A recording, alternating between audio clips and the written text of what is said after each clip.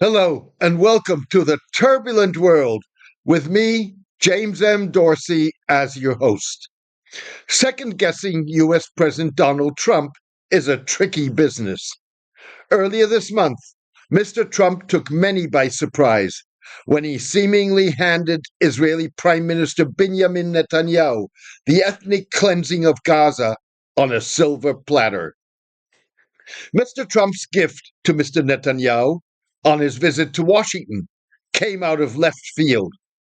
Many had expected the president to force the prime minister to agree to a second phase of the Gaza ceasefire, in which Israel would relinquish control of the Strip and completely withdraw its troops.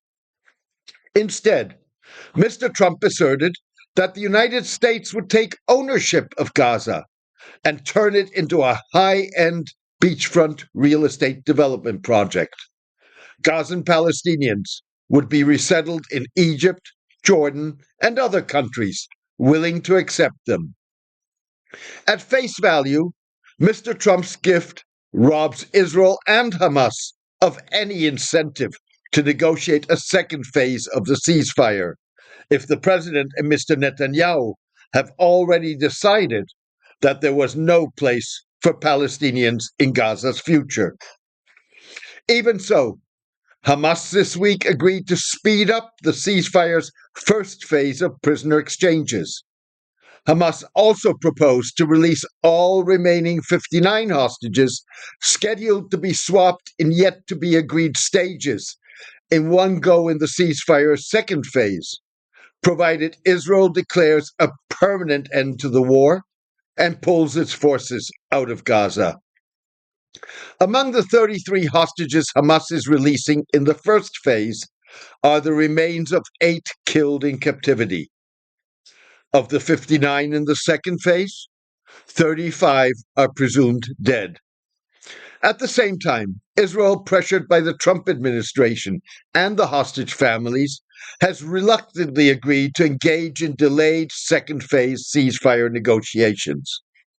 Hamas's proactive approach may constitute an effort to exploit the fact that Messrs. Trump and Netanyahu's subtexts don't necessarily support their ethnic cleansing headlines, and that both men are trying to square circles.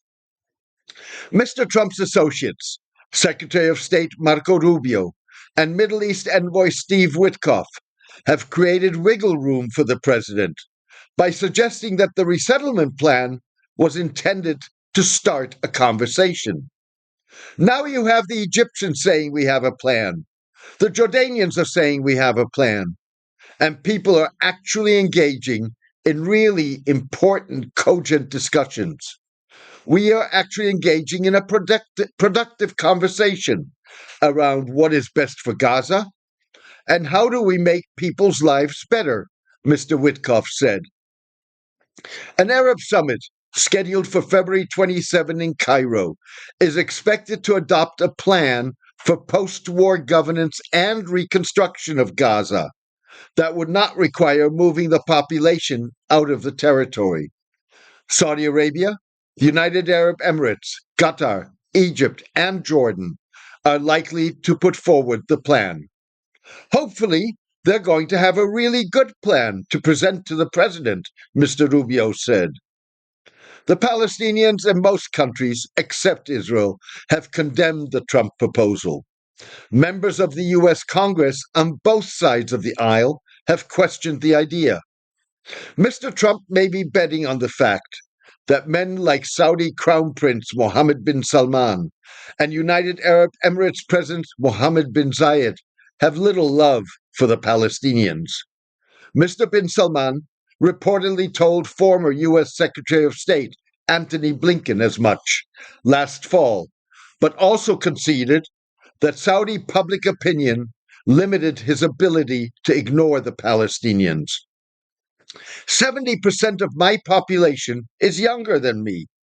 For most of them, they never really knew much about the Palestinian issue, and so they're being introduced to it for the first time through this conflict. It's a huge problem. Do I care personally about the Palestinian issue? I don't. but my people do, The Atlantic quoted 39-year-old Mr. bin Salman as saying. Mr. Trump may have bought himself some maneuverability by allowing Saudi Arabia to host this week's high-level Ukraine talks between Mr. Rubio and his Russian counterpart, Sergei Lavrov, the first such meeting in over 3 years.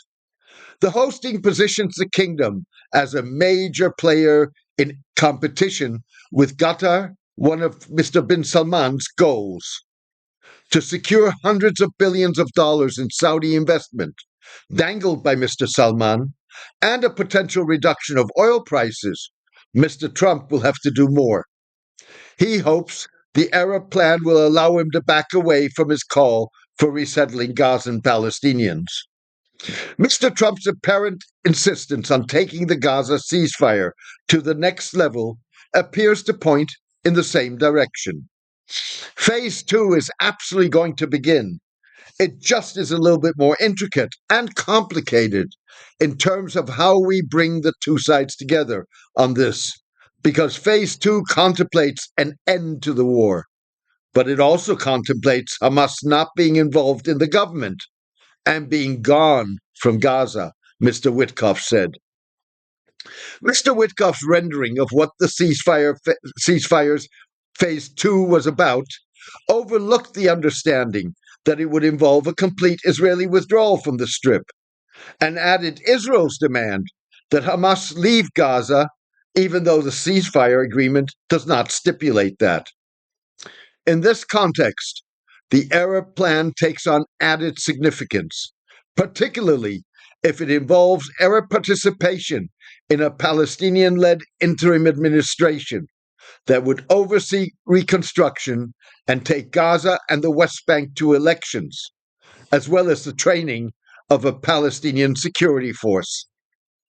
Hamas has said it was willing to cede government in Gaza to a national committee, provided it had a say in choosing its members. Messieurs Trump and Witkoff's insistence that Israel and Hamas agree on the terms of the ceasefire's second phase potentially puts Mr. Netanyahu between a rock and a hard place. Mr. Netanyahu reluctantly agreed to second phase talks this week, 2 weeks after they were supposed to begin, according to the ceasefire agreement. Some Israeli officials charged Mr. Netanyahu with seeking to please Messieurs Trump and Witkoff by going through the motions without wanting to negotiate seriously. Mr. Netanyahu is exploiting the fact that the ceasefire agreement envisions the truce's 42-day first phase being extended as long as Israel and Hamas engage in second phase talks. That would suit Mr. Netanyahu's purpose, particularly if he can get Hamas to swap more hostages for Palestinians incarcerated in Israel in Phase 1, while the negotiations drag on. The question is whether that suits Messieurs Trump and Witkoff's purpose, to allow Mr. Netanyahu to get away with playing games, much like President Joe Biden did.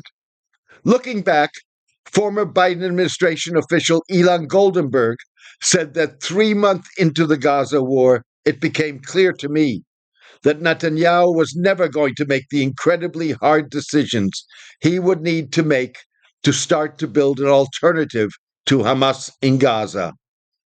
Mr. Goldenberg noted that such decisions would have involved working with the Arab states and the West Bank-based internationally recognized Palestinian Authority on some kind of plan to replace Hamas with a viable Palestinian alternative that would in the long term probably mean the reunification of Gaza and the West Bank under one Palestinian leadership. Mr. Netanyahu fears that a second phase agreement that would oversee the complete withdrawal of Israeli forces and the introduction of a predominantly Arab, Palestinian-led interim government would turn Mr. Trump's gift into a stillborn baby. Even worse, Mr. Netanyahu's agreement to end the war would likely collapse his government, with ultra-nationalist finance minister Bezalel Smotrich leaving the coalition, because he had failed to live up to a promise to resume the war after the ceasefire's first phase. Mr. Netanyahu could persuade Mr. Smotrich to remain in government with promises of increasing escalating Israeli military operations in the West Bank or steps to annex the territory captured during the 1967 Middle East War. Mr. Trump said in early February that his administration would declare its attitude toward annexation within a matter of weeks. In his first term, Mr. Trump proposed his deal of the century, Middle East plan, that initially envisioned Israel annexing 30% of the West Bank. Mr. Trump dropped that provision when the UAE, Bahrain, and Morocco agreed to recognize Israel.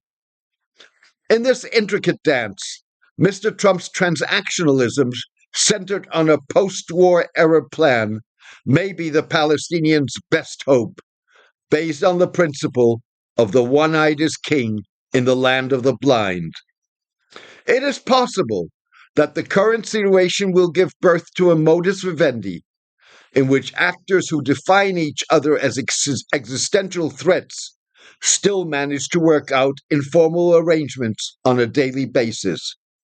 These won't lead to a better future necessarily, but they could enable the emergence of other trends, like informal networks, long-term economic prospects, and new alliances, said Middle East scholar Nathan Brown. Thank you for joining me today.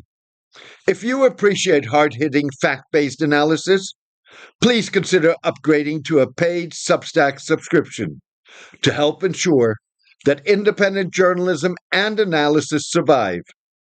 Without your support, hard-hitting, fact-based analysis would not be possible. You can contribute by going to jamesmdorsey.substack.com and choosing one of the subscription options. Thank you for your support and loyalty. Take care and best wishes.